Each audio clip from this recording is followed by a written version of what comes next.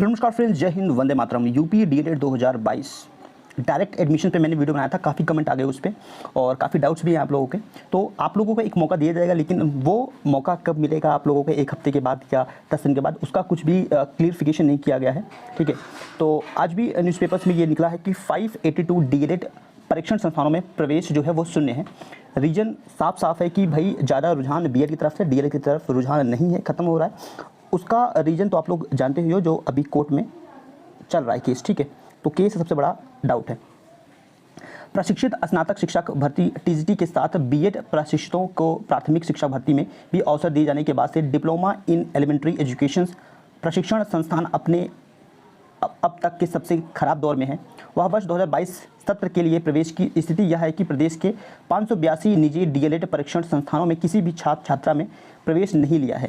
जिला शिक्षा एवं प्रशिक्षण संस्थानों में जहां पहले चरण में ही सीटें फुल हो जाती थी, वह दौर था एक समय कि डीएलएड का रुझान ज़्यादा था। अभी डीएलएड का रुझान पूरी तरह से समाप्त हो गया है। ठीक है, बाकी इसको न्यूज़ को आप पढ़ सकते हो, बहुत ही इंपॉर्टेंट है आप लोगों के लिए। अगर आप डीएलएड करने जा रहे हो 2022 का सत्र, तो सीधा आपको प्रवेश का अवसर मिलने पर अब सबकी उम्मीदें हैं। ठीक है, और 26 कॉलेज जो है मान्यता वापस करने का कर चुके हैं अनुरोध। तो अभी आपको डायरेक्ट प्रवेश दिया जाएगा, उस पर अभी विचार विमर्श किया जा रहा है। कुछ कन्फर्मेशन डेट नहीं निकल के आया है।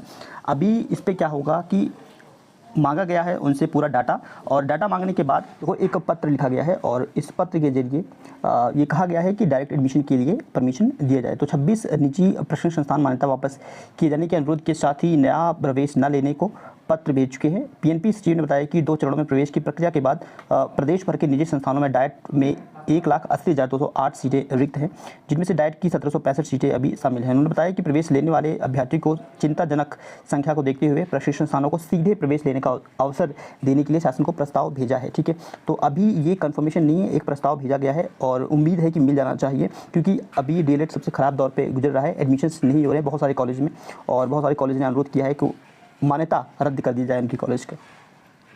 तो ये रहा इम्पोर्टेंट न्यूज़। और अब डिटेल में बात करते हैं कि अगर आपने रजिस्ट्रेशन नहीं करा पाए थे, क्योंकि एक कमेंट आया था कि रजिस्ट्रेशन नहीं हो पाया है, तो क्या अब रजिस्ट्रेशन हो जाएगा? अगर डायरेक्ट एडमिशन्स के लिए डीएलएड मांगता है तो कॉलेज में जाकर आप वहाँ पर रजिस्ट्रेशन करा पाएंगे। ठीक है, जैसे बीएड में होता है, बीएड में कोई भी अगर डायरेक्ट एडमिशन लेने जाता है तो वहाँ पर रजिस्ट्रेशन कॉलेज की तरफ से कर दिया जाता है। एज इट इज़ आपका यूपी डीएलएड में भी हो जाएगा, तो निश्चिंत रहिए। अगर आपने रजिस्टर नहीं करा पाए तो मौका मिलेगा। अब सबसे बड़ा बात यहाँ पे निकल के आता है कि डीएलएड और बीएड में दोनों के अपने अपने फ़ायदे हैं। लोग बीएड को ज़्यादा अच्छा मान रहे हैं, लेकिन अगर मैं जो पॉइंट ऑफ व्यू रख रहा हूँ उसको समझने की कोशिश करेंगे तो डीएलएड भी कहीं से बुरा नहीं है। देखो, सबका लाइफ में अपना अपना क्या होता है, एम होता है, लक्ष्य होता है। तो उस लक्ष्य के वो डिपेंड करता है आप पे कि आपका लक्ष्य कैसा है। डीएलएड मुझे लगता है कि उनको करना चाहिए, जैसे कि बहुत सारे बच्चे होते हैं कि उनको सिविल सर्विसेज ज्वाइन करना होता है, पीसीएस करना होता है, स्टेट पीसीएस या यूपीएससी करना होता है, तो उनके लिए मैं डीएलएड कहूँगा। रीजन क्या है उसके पीछे समझ लीजिए। डीएलएड में क्या होता है कि अगर आप 2 साल में आप देखेंगे तो डीएलएड में नॉर्मल से बच्चे का भी 90 से 92 इतना तो आराम से परसेंटेज बन जाता है। ठीक है, 90% आराम से बन जाता है डीएलएड में। जो नॉर्मल बच्चे हैं, जो अच्छे और भी हैं, उनकी राइटिंग अच्छी है, राइटिंग स्किल अच्छी है, तो उनका भी और ज़्यादा मार्क्स बन जाता है, परसेंटेज बन जाता है। लेकिन वहीं अगर हम बीएड की बात करें तो कितना भी अच्छा बच्चा है पढ़ने में, वो 85% से ऊपर ला ही नहीं पाएगा। इट्स पॉसिबल ही नहीं। बहुत अच्छा बच्चा है तब वो 50% लाएगा। अदरवाइज मैं एवरेज बात करूँ, जैसे डीएलएड में एवरेज की बात करेंगे तो 85 से 90, और बीएड में अगर एवरेज बच्चे की बात करें तो वो 70 से लेके 75 इतने पे ही रह जाता है। तो यहाँ पर आप देख रहे हैं कि सीधे सीधे 20 मार्क्स का आपका 20% का फ़ायदा मिलता है डीएलएड करने वालों को। और 20% को जब आप सुपर टेट देंगे, सपोज दैट अगर आप डीएलएड से आप 1 से लेकर 5 तक की जो पीआरटी लेवल की वैकेंसी आती है उसमें आ जाते हैं, तो वहाँ पर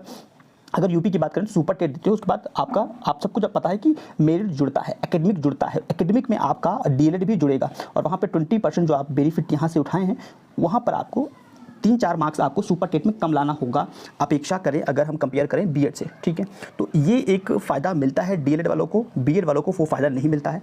ये चीज़ें कंफर्म हैं। जो भी डीएलएड किया हुआ है आपके एरिया में, उनका परसेंटेज देख लीजिए, और जिन्होंने बीएड किया हुआ उनका परसेंटेज देख लीजिए। आपको समझ में आ जाएगा कि कम से कम 20% का, 15 से 20% का बेनिफिट ले जाते हैं डीएलएड के बच्चे। तो डीएलएड में फ़ायदा है, नो डाउट, अगर इस पॉइंट ऑफ व्यू को देखेंगे। बाकी बीएड नो डाउट फ़ायदा तो बीएड में ही ज़्यादा दिखता है, क्योंकि अब पीआरटी में भी इनको शामिल कर दिया गया है।